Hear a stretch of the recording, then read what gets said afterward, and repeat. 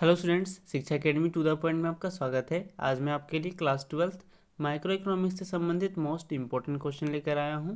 इस चैप्टर का नाम पूर्ण प्रतियोगिता में बाजार संतुलन एवं मांग तथा पूर्ति परिवर्तनों का प्रभाव है। यह प्रश्न सभी बोर्ड परीक्षा में पूछे जाएंगे, इसलिए इस वीडियो को अंत तक देखें और सभी प्रश्नों के उत्तर याद कर ले।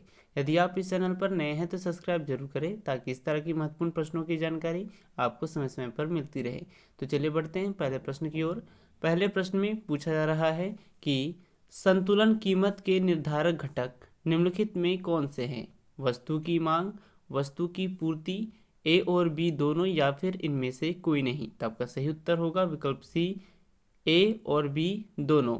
वस्तु की मांग और वस्तु की पूर्ति ये दोनों संतुलन कीमत के निर्धारक घटक हैं। तो बढ़ते हैं अगले प्रश्न में।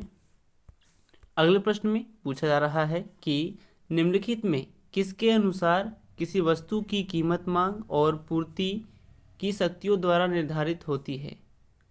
जेवंस, वालरस, मार्शल या फिर इनमें से कोई नहीं। तो आपका सही उत्तर होगा विकल्प सी, मार्शल के अनुसार किसी वस्तु की कीमत मांग और पूर्ति की शक्तियों द्वारा निर्धारित होती है। तो बढ़ते हैं अगले प्रश्न में।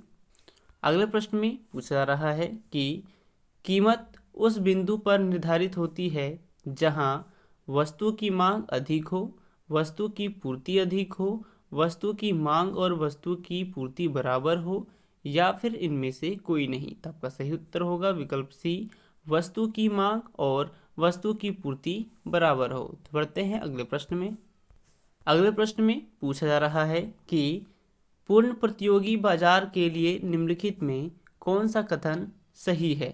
कीमत निर्धारण मांग एवं पूर्ति शक्ति द्वारा होता है। वस्तु की कीमत का निर्धारण उद्योग द्वारा होता है।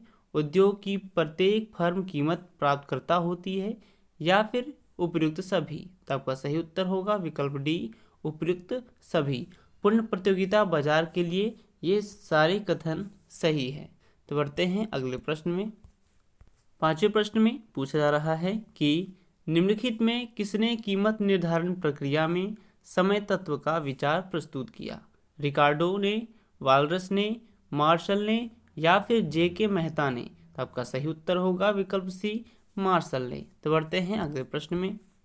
छठे प्रश्न में पूछा जा रहा है कि बाजार मूल्य पाया जाता है अल्पकालीन बाजार में, दीर्घकालीन बाजार में, अति दीर्घकालीन बाजार में या फिर इनमें से कोई नहीं। तो आपका सही उत्तर होगा विकल्प ए, अल्पकालीन बाजार में। तो बढ़ते हैं अगले प्रश्न में। अगले प्रश्न में पूछा जा रहा है कि किसी वस्तु का मूल्य निर्धारित होता है मांग के द्वारा, पूर्ति के द्वारा, मांग एवं पूर्ति दोनों के द्वारा या फिर सरकार के द्वारा। तो आपका सही उत्तर होगा विकल्प सी, मांग एवं पूर्ति दोनों के द्वारा। तो बढ़ते हैं अगले प्रश्न में। अगले प्रश्न में पूछा जा रहा है कि बाजार मूल्य संबंधित होता है अति अल्पकालीन मूल्य से, सामान्य मूल्य से, अस्थायी मूल्य से या फिर इनमें से सभी। तो आपका सही उत्तर होगा विकल्प ए, अति अल्पकालीन मूल्य से। तो बढ़ते हैं अगले प्रश्न में। अगले प्रश्न में पूछा जा रहा है कि पूर्ण प्रतियोगिता में किसी वस्तु का मूल्य निर्धारित होता है मोल भाव द्वारा, उत्पादन लागत से, सीमांत उपयोगिता द्वारा या फिर मांग एवं पूर्ति द्वारा। तो आपका सही उत्तर होगा विकल्प डी, मांग एवं पूर्ति द्वारा। तो बढ़ते हैं अगले प्रश्न में। अगले प्रश्न में पूछा जा रहा है कि पूर्ण प्रतियोगिता में फर्म कीमत को निर्धारित करती है, कीमत को ग्रहण करती है, ए तथा बी दोनों या फिर इनमें से कोई नहीं। तो आपका सही उत्तर होगा विकल्प बी, कीमत को ग्रहण करती है। तो बढ़ते हैं अगले प्रश्न में। अगले प्रश्न में पूछा जा रहा है कि अति अल्पकाल में पूर्ति होगी पूर्णतः लोचदार, पूर्णतः बेलोचदार, लोचदार या फिर इनमें से कोई नहीं। तो आपका सही उत्तर होगा विकल्प बी, पूर्णतः बेलोचदार। बढ़ते हैं अगले प्रश्न में।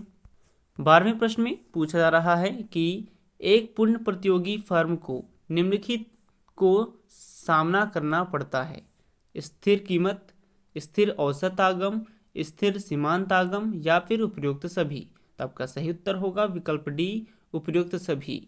एक पूर्ण प्रतियोगी फर्म को स्थिर कीमत, स्थिर औसत आगम और स्थिर सीमांत आगम, ये तीनों का सामना करना पड़ता है। तो बढ़ते हैं अगले प्रश्न में।